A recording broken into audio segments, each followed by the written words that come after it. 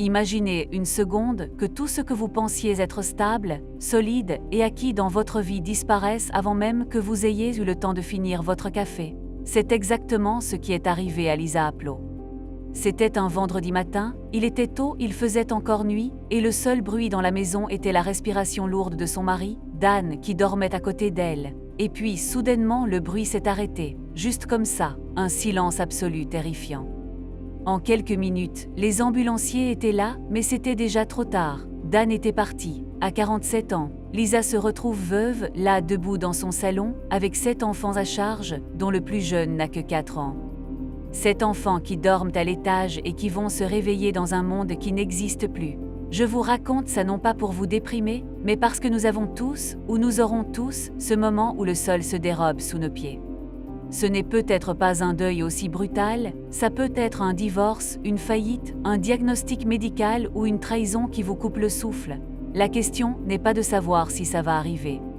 Mais ce qu'on fait quand on est au fond du trou et que tout le monde vous dit « ça va aller avec le temps », alors que vous savez pertinemment que le temps ne répare rien du tout si on ne fait rien. La grande promesse du livre de Lisa, « Life can be good again », ce n'est pas que vous allez oublier la douleur ou revenir à votre vie d'avant. Ce serait un mensonge.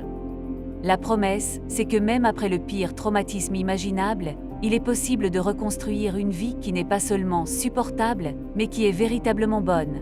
Mais attention, le chemin pour y arriver va totalement à l'encontre de ce que notre instinct nous hurle de faire quand on souffre. Vous voyez, quand le choc initial passe, quand les funérailles sont terminées, que les amis arrêtent d'apporter des plats cuisinés et que le silence retombe sur la maison, c'est là que le vrai danger commence. Lisa appelle ça le hard, le dur du dur.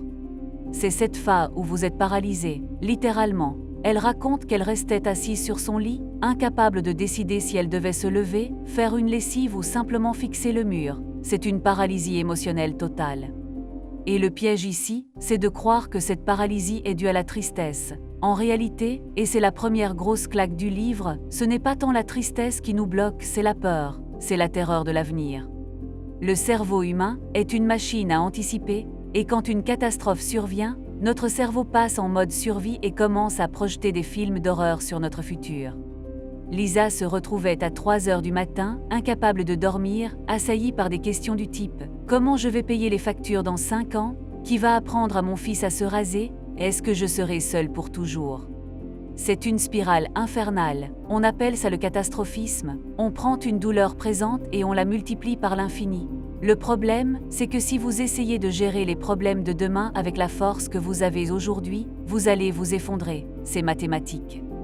Vous n'avez pas la force pour les problèmes de dans 10 ans, vous avez juste assez de force pour survivre à cette journée. Lisa a réalisé qu'elle essayait de porter le fardeau de toute sa vie future sur ses épaules, là tout de suite, et c'est impossible.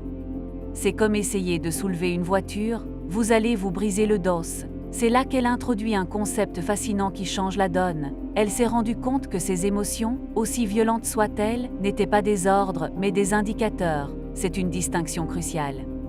La plupart d'entre nous, quand on ressent une vague de désespoir, on se dit « je suis désespéré donc ma vie est foutue ». On prend l'émotion pour une vérité absolue. Lisa explique que c'est l'erreur fatale. Vos émotions sont comme les voyants sur le tableau de bord de votre voiture.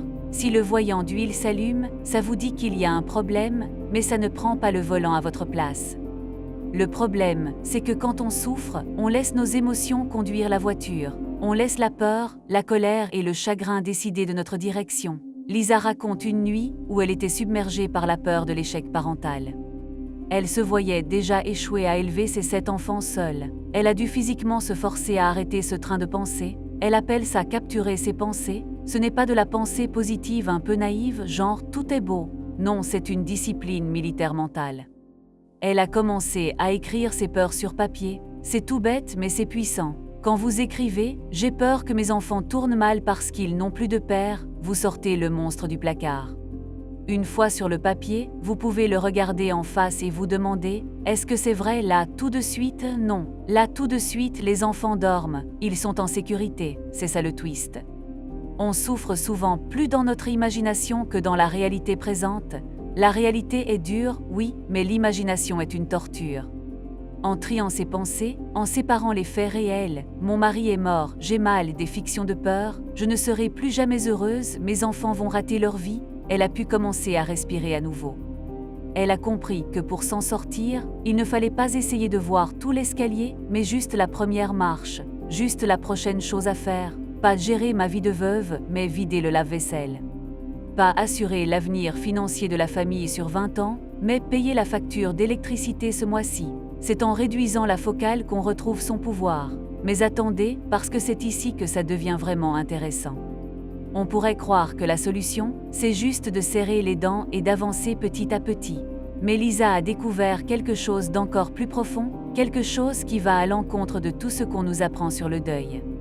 On nous dit souvent qu'il faut passer à autre chose ou qu'il faut rester fort. C'est des conneries.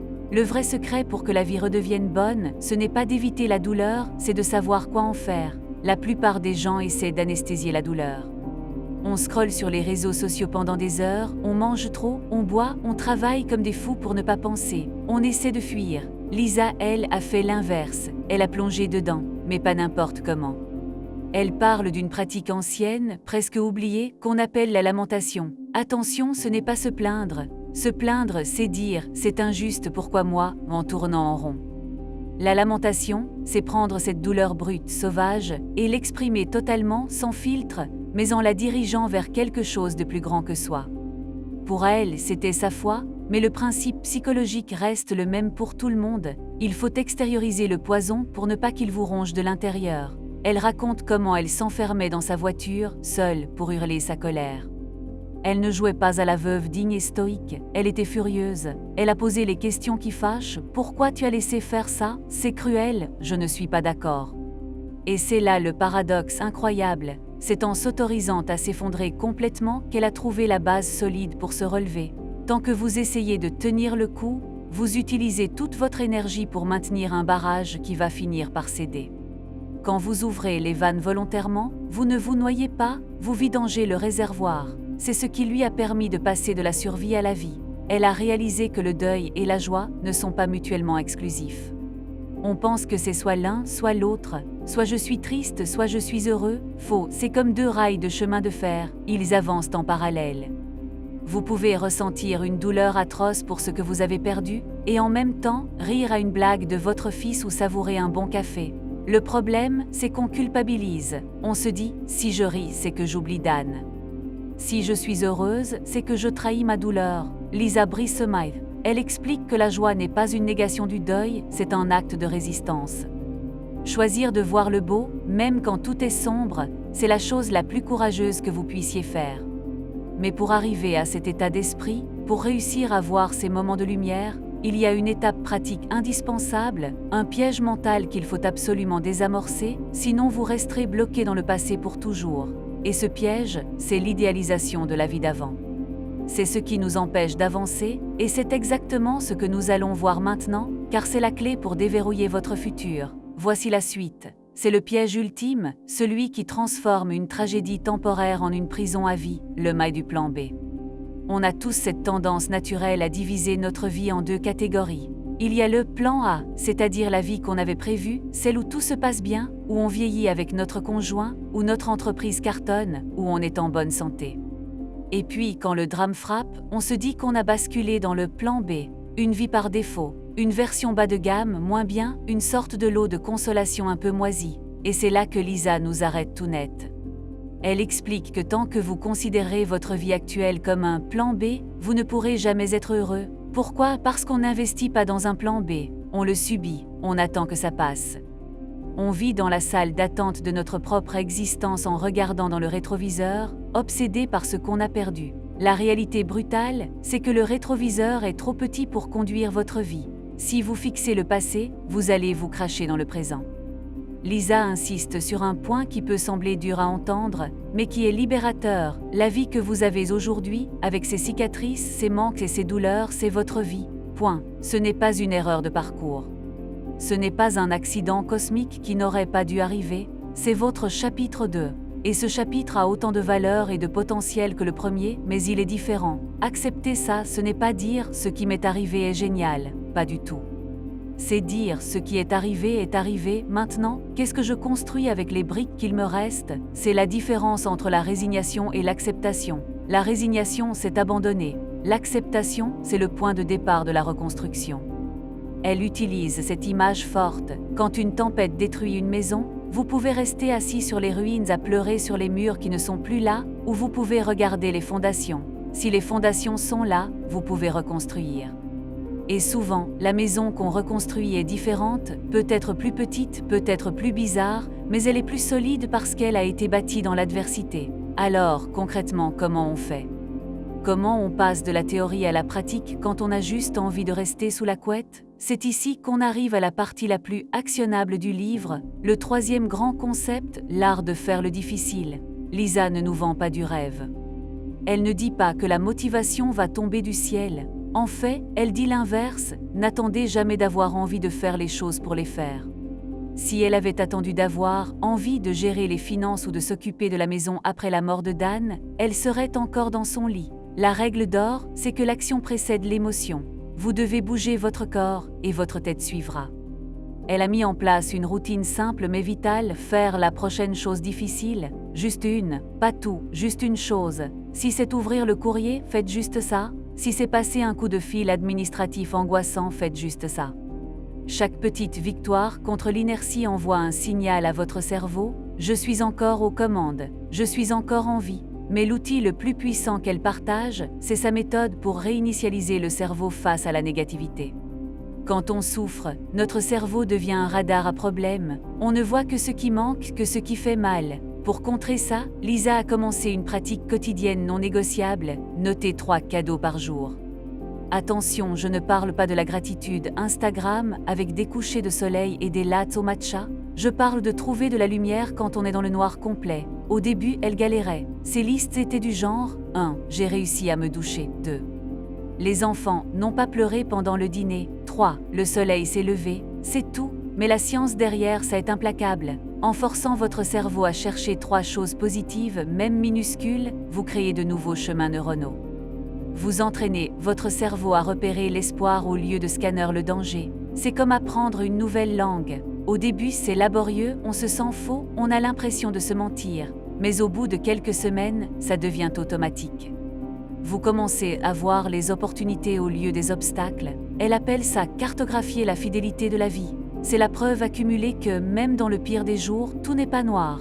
Il y a des nuances de gris et parfois des éclats de couleurs. Et c'est là que tout se connecte. Le message ultime de Life Can Be Good Again, c'est que la vie n'est pas binaire. Ce n'est pas soit tout va bien, soit tout va mal. La vie est un mélange complexe, désordonné et magnifique d'Oé. Vous pouvez être en deuil et avoir de l'espoir. Vous pouvez pleurer votre passé et être excité par votre avenir. Vous pouvez avoir peur et avancer quand même. C'est cette capacité à tenir les deux réalités ensemble qui crée la résilience. Lisa Aplo n'a pas surmonté la mort de son mari au sens où elle l'aurait oublié. Elle porte cette perte avec elle, mais elle ne la porte plus comme un boulet, elle la porte comme une partie de son histoire qui lui a donné une profondeur et une force qu'elle n'aurait jamais eue autrement. Elle a découvert que le vide laissé par la perte peut devenir un espace pour quelque chose de nouveau, quelque chose d'inattendu. Alors, si vous traversez votre propre tempête en ce moment, si vous avez l'impression que votre histoire est finie, souvenez-vous de ceci, tant que vous respirez, l'auteur n'a pas posé le stylo. La page est peut-être tachée de larmes, elle est peut-être froissée, mais elle n'est pas terminée. Vous avez encore le pouvoir d'écrire la suite. Ce ne sera peut-être pas la suite que vous aviez prévue dans votre plan A, mais ça peut être une histoire incroyable, pleine de sens, de connexion et oui, de joie.